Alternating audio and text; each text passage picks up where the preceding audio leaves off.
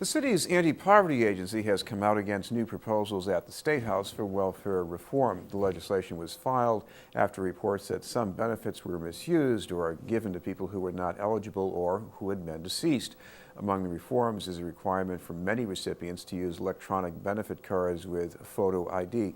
Joining us is our guest from ABCD, is the president and CEO, John Drew. Thank you very much for being with us, John. Thank you for the opportunity. I mentioned only one change among these reforms, Yep. but what's out there, or at least what's on the table that you're worried about right now? First of all, let me see if I can clear some things up. The welfare, we call it welfare program, which is women and children, about 40,000 families out of 7 million people in the state. It is a temporary benefit for 2 years, maximum 5.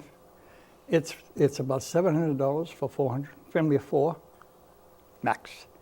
Now, we know that only 2 cases this year have been looked at so far as possible fraud. Neither one of them has been resolved. And we know there's a study on to look at, quote, if there's fraud, to come out next year. So nobody's proved fraud in this program. There may be fraud in the food stamp program. That's not this program. That's why we're out saying, look, you're talking about everything, when in fact we're talking about the most sensitive program we have, where an awful lot of these 40,000 households are grandmothers taking care of grandchildren, or domestic abuse. And they're only on there for a certain period of time. So now we have this welfare and mixed up with fraud, and it's not the fraud issue at all. We don't count as fraud. In fact, we think that fraud, people put them in jail and throw the key away. And there may be fraud someplace, but this program, they haven't found fraud. What they've found is the people who are on it are the most desperate, trying their best to get through life, taking over their children, etc. So now they want to change the program programmatically. For example, everybody who would come in now would have to look for work for 30 days before they can get assistance. Sounds nice. By the time you get assistance, you're 60 days.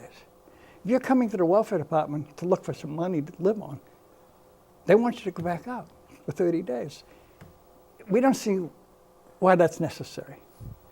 And if you're pregnant, unfortunately, or fortunately, you're having a baby, you have to look for work under the new proposals up to the 30th week from 26 weeks. I have a difficulty seeing pregnant women wandering to place, trying to get somebody to sign off they applied for a job before they get benefits. We have training, but not proposed here, but I want real training. I mean, these people need to work out of places like ABCD and others to get the adult basic ed they don't have. They're not job ready in a lot of cases. So for example, we have about 6,000 caseload of welfare that live in Boston, and 400 training vouchers. If we can't get people into training, into work, which is, by the way, what we really want to do, then the next stop after the 2 years may be a homeless shelter, which is we're filling up homeless shelters. So I just don't see the legislation they're proposing, and which started out extremely draconian, is going to go anywhere place to mitigate these people's lives. They really want to do something. Let's put some serious money into training. Let's put some serious money into making sure they do get into the child care, and let's make sure that in a community-based setting, and we can work with these families. We've done it, but that money's dried up, and therefore we're leaving these people on their own. And you can only, and for example, looking for work is a great thing if there's jobs, but looking for work, you have to look for work to get welfare. You have to constantly say, I'm looking for work, I'm looking for work. And up to now, if you're over 60, taking care of a child, you could stop looking for work. The new law says keep looking for work till you're 66. That's what your grandchild. So I don't see improving anything here except making lives more difficult. Now, some of our viewers might remember the report the state auditor came out with, and Suzanne Bump. I don't think she said this is all because poor people are slouchers or because they're cheating, but she did say that millions of dollars are being squandered. Well, again, I can only tell you that in the welfare caseload, it's called TANF, federal government, there's been 2 cases not resolved as fraud. In the what's called the SNAP program, The food stamp. program, Yes. there's 900,000 people on that program. And there may be fraud. Go find it. Get rid of it. Put the people in jail. Most of the people on SNAP food stamps need the food. Now they're looking at a 6% cut and maybe another 20% cut in that program. So I don't know whether the state auditors has a real handle on, quote, how much fraud there is, but not in this welfare program. They're talking about is the food stamp program and maybe some of the housing programs. But it's relatively minor, small, and it shouldn't take place. And by the way, that's your job. Get rid of the fraud. But please do not throw the baby out with the bathwater, because people are hungry. And we have many, many cases in this city where people are taking care of other children because they have to, and they need help. And the bottom line here is, in any case you look at it, be it SNAP, be it housing, be it homeless, be it welfare, the majority of the human beings are children under 14. And that's precious commodity to us. They may be black and brown and yellow, they may be white in the western part of the state, but they're our neighbors. And I say, before you at the legislature keep sending these signals, these people are unworthy and they're cheats. Think about it. These are children. What do we really want to have happen? I believe what we want is, if somebody has to go on welfare because they just don't have anything right now and they're taking care of a child or 2 or 3, we want them to get to the point where they don't have to be on welfare. We want them to be self-sufficient. But unless we invest something in those human beings while they're there, the childs end up in, later on, may end up in foster care, may end up in schools they can't compete in.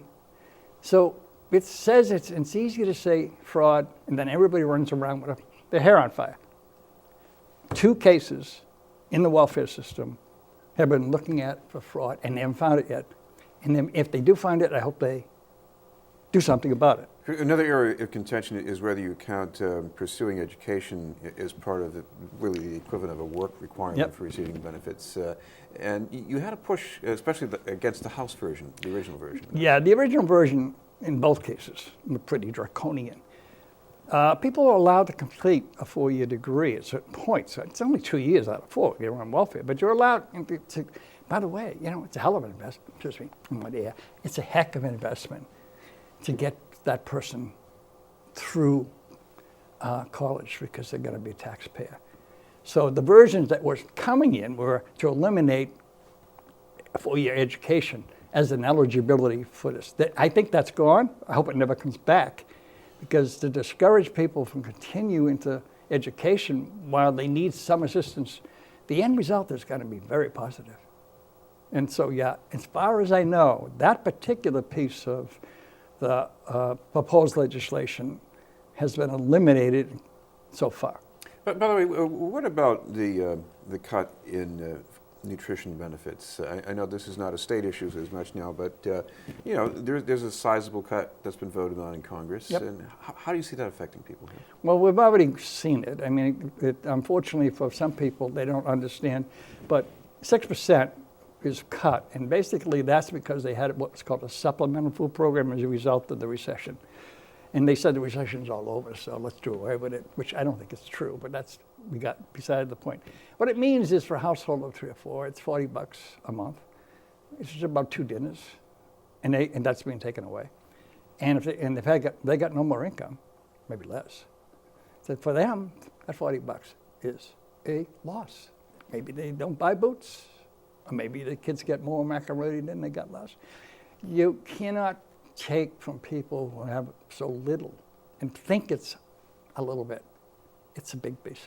Proposed by the Republicans in the House is a 20% cut, another 20% cut in the food stamp program. That is disastrous. we have an awful lot of people that really rely on food assistance.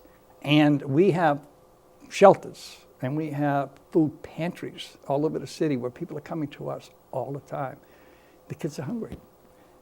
Now, we're either going to have a society where we're going to keep blaming people for being obese because they go and eat fatty foods, or we're going to have nutrition ample enough so the families can have enough food in their homes that can get them through, while they can still pay the rent, while they still can pay the other bills. Maybe someday we'll really get around to creating jobs for these people. Because right now, it's abysmal when it comes to trying to get a job if you're not a highly skilled worker. Chris, the other debate up in the State House right now is about the minimum wage. Certainly there are people who need the money, but we're also hearing from the other side here that this is going to be tough on small employers. Maybe teens shouldn't be paid quite as much as other people. What do you think? Well, first of all, I've heard it over and over again for years since I was a kid.